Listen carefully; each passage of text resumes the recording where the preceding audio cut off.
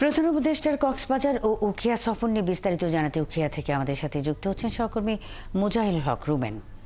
Rohingya camp পরিদর্শন শেষে জাতিসংঘের মহাসচিবের পরবর্তী কর্মসূচি কি এবং প্রধান উপদেষ্টা কি কোনো কর্মসূচিতে যোগ দিয়েছেন কিনা? রোহিঙ্গা ক্যাম্প পরিদর্শন করছেন তিনি এই মুহূর্তে। আমরা এই আপনার 18 নম্বর ক্যাম্পের দিকে আছি এবং এই ক্যাম্প থেকে আসলে তিনি এই পথ ধরে হেঁটে গেছেন।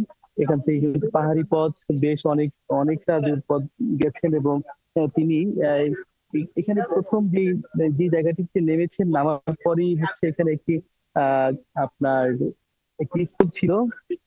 স্কুলটিতে দীর্ঘ সময় অনেকের সাথে কথা বলেছেন, ঘুরে দেখেছেন। তারপরে ওনার হাঁটতে হাঁটতে কয়েক বাম দিকে ছুটে গেছেন একটা বাড়ির মধ্যে এবং সেখানে অনেকের সাথে কথা বলেছেন, দেখেছেন। তিনি আসলে যেহেতু এই অঞ্চলে মানে এই এলাকাটিতে এসে গেছেন 7 বছর আগে, সেই ক্ষেত্রে তার ওই সময় যা দেখে গেছেন সেগুলোর হয়তো অনেক হিসাব বিকাশ গুলো আছে যে সেখান থেকে কি পরিবর্তন হলো বা কি পরিবর্তন হওয়া উচিত, এইসব বিষয় হয়তো তিনি বিভিন্ন আপনার এখানকার স্টেক হোল্ডার যারা আছেন তাদের সাথে কথা বলছেন, যেসব ভুক্তভোগী মানুষ এবং এখানকার রোহিঙ্গারা কিন্তু আপনার মিয়ানমারের গণহত্যা হয়েছে, সেই গণহত্যার বিচার চেয়েছেন তার কাছে। আপনার সেই বিচারের ক্ষেত্রে তিনি তাদেরকে নানাভাবে বুঝিয়েছেন এবং তিনি আপনার বিশ্ব শান্তি প্রতিষ্ঠায় এবং এই ধরনের অনিয়ম, আপনার এই রোহিঙ্গাদের উপরে যেসব অত্যাচারের ঘটনা এখনো ঘটছে, এই ঘটনাগুলোর তীব্র নিন্দা জানিয়েছেন এবং এইসব সংকট সমাধানে তিনি তাদেরকে হয়তো আমরা দূর থেকে যদি দেখেছি তাদেরকে নানাভাবে বোঝানোর চেষ্টা করছেন।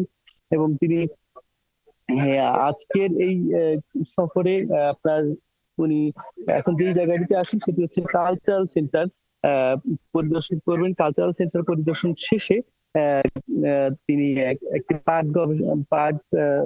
পাট থেকে বিভিন্ন পণ্য উৎপাদনকারী একটা কারখানা সেটি পরিদর্শন করবেন এবং সেই পরিদর্শন শেষে হয়তো সাংবাদিকদের সাথে কথা বলেন। আমরা অবশ্যই এখানে প্রস্তুতি নিয়ে আছি যে তিনি আজকের এই সফরের মূল কারণ এবং হচ্ছে এই সফর থেকে রোহিঙ্গা ইস্যু নিয়ে, বিশেষ করে বাংলাদেশে এবং এই অঞ্চলের একটি বড় সংকটে পরিণত হয়েছে রোহিঙ্গা ইস্যু, এবং এই সংকট সমাধানে তিনি কি করবেন সেটি এবং এর খুব অল্প সময়ের মধ্যে বা দীর্ঘ সময় হলেও এর সমাধানটা কি, পুরো বিষয়গুলি হয়তো আমরা কিছুটা জানতে পারবো।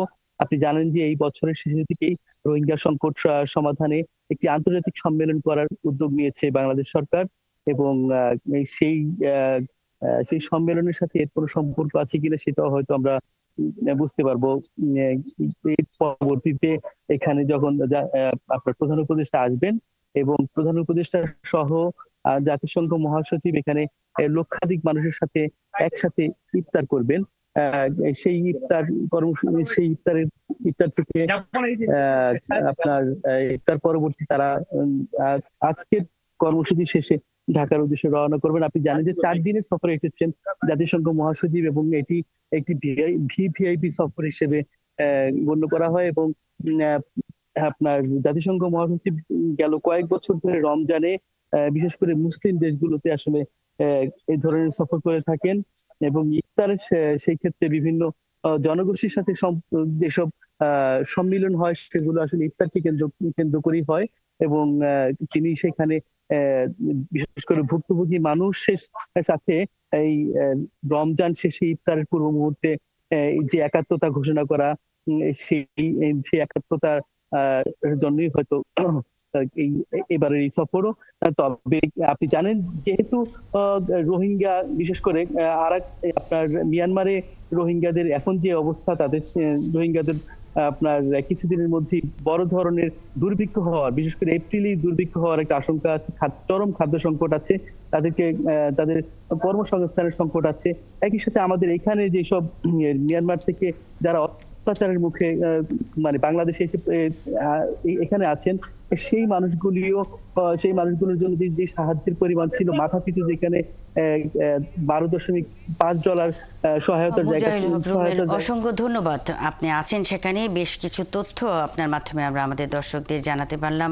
দর্শক, প্রধান উপদেষ্টা জাতিসংঘের মহাসচিবের রোহিঙ্গা ক্যাম্প, কক্সবাজার ও উখিয়া সফর এবং কর্মসূচি নিয়ে কথা বলতে মুজাহিল হক রুবেন আমাদের সঙ্গে এতক্ষণ যুক্ত ছিলেন।